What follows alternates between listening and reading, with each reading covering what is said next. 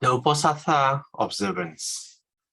When, O monks, the Uposatha observance is complete in 8 factors, it is of great fruit and benefit, luminous and pervasive. And how is the Uposatha observance complete in 8 factors? Footnotes number 18.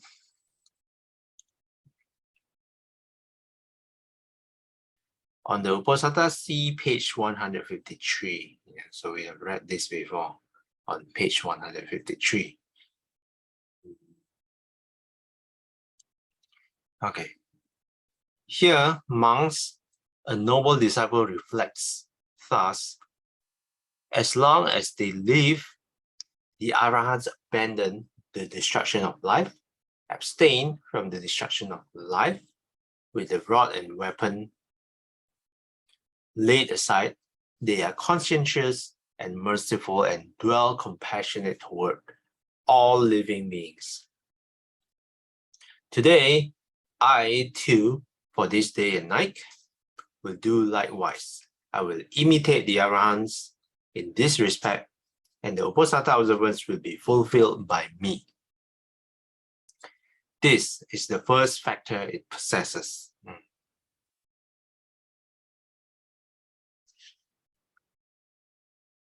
So the first way to observe the Uposatha is to abstain from the destruction of life. Yeah, reflect on the Arahants. The Arahants is have already abandoned the destruction of life. Yeah, and so too, if we wish to observe the Uposatha, then we have to abstain from killing. Yeah, at least for the day. Okay, Sister Shomei, would you like to continue?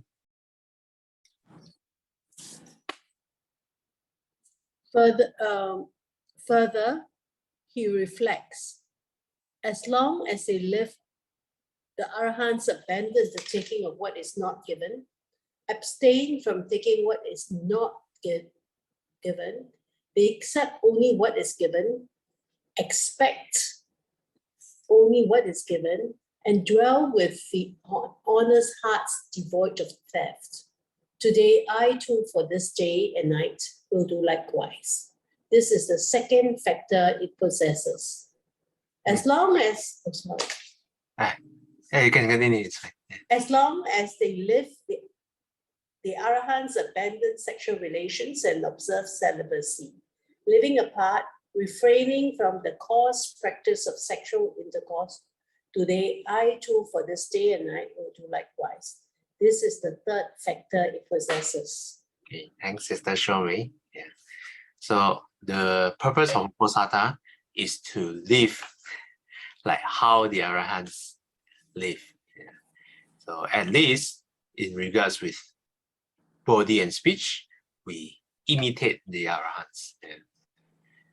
While the mind could still have defilements, yeah, while Arahants are already free of the defilements, at least with regards to body and speech, we are like Arahants when we observe the Uposatha. So the second one is abstain from stealing. The third one is complete celibacy, no sexual activity at all. Yeah, so this is different from the third precept that we read in the morning. Yeah. The one we read in the morning is abstaining from sexual misconduct, yeah, but not the full sexual activity. But when you observe the Uposatha, yeah, when you observe the 8th precept, we have to observe complete celibacy, no sexual activity at all. Okay, so this is the third one. The fourth is the Chaikon. Would you like to continue?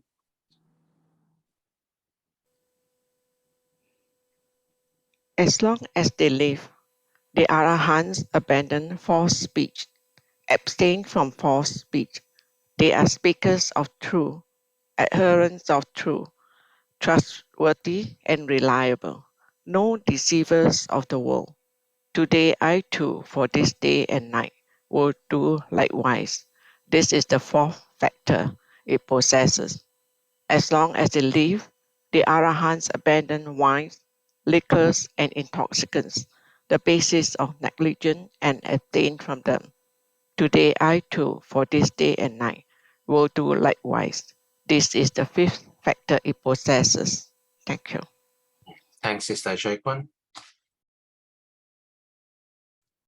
Okay, so the first five factors are all the five precepts, except the third precept, they extend it to complete celibacy.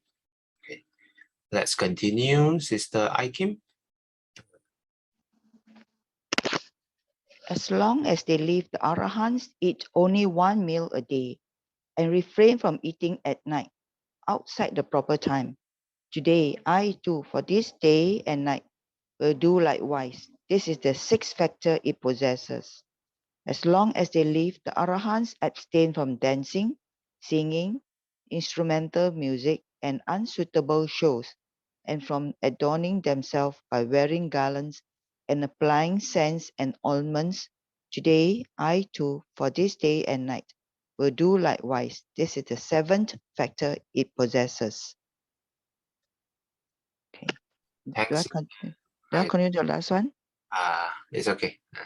Thanks, Sister Aikim. Okay, let's take a look at footnotes number 19 first. The proper time for meals according to the monastic and the Uposatha precepts is between daybreak and noon. From noon on, solid foods as well as certain nourishing liquids such as milk cannot be consumed. Fruit juices, soft drinks, tea, herbal teas, and other light drinks are allowed. So this is, now we start to adding more stuff on top of the five precepts. The sixth one is eating only one meal a day. Yeah. So this one, for me, actually most of the time, I also mostly only eat once a day. And when usually I have dinner, I eat like one portion on lunch and one portion on dinner.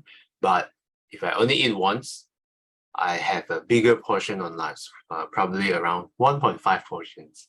Then it can last me for the whole day. Yeah. Sometimes I do eat dinner when I go out with my friends, and tonight we have a gathering. Yeah. So yeah, sometimes I make exceptions as well. But I'm already used to eating 1 or 2 meals a day, only breakfast and lunch. At night, mostly I just eat for fun. Sometimes what they call the itchy mouth. Okay, so that's the sixth one. The seventh one is all about entertainment. Abstaining from dancing, singing, instrumental music, and unsuitable shows, adorning themselves by wearing garlands and applying scents and ointments. So why is this important? Then you might ask, because these things, while it's not harming anyone, unlike the five precepts where there's harmful effects, this one affects the mind. When we listen to the music, when we watch movies, it's not easy to meditate and to concentrate, to focus on the breath. And by nature, the nature of the entertainment is supposed to provoke some kind of emotion in us, whether it be greed, whether it be hatred. Yeah. So this is why, if we want to live like Arahants, or we want to try imitate the Arahants, we have to abstain from all entertainments, at least for one day. Okay, Sister Billy, would you like to continue?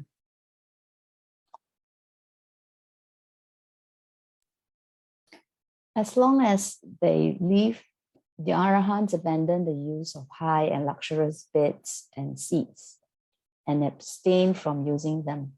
They make use of low resting places, either small beds or straw mats. Today, I too, for this day and night, will do likewise. I will imitate the Arahants in this respect, and the Uposatha observance will be fulfilled by me. This is the 8th factor it possesses. Okay, thanks, Sister Billy. The last one, the 8th one, is abandon the use of high and luxurious beds. Yeah. Highlight this. Yeah. Any of you watch the Master Sheng Yin documentary?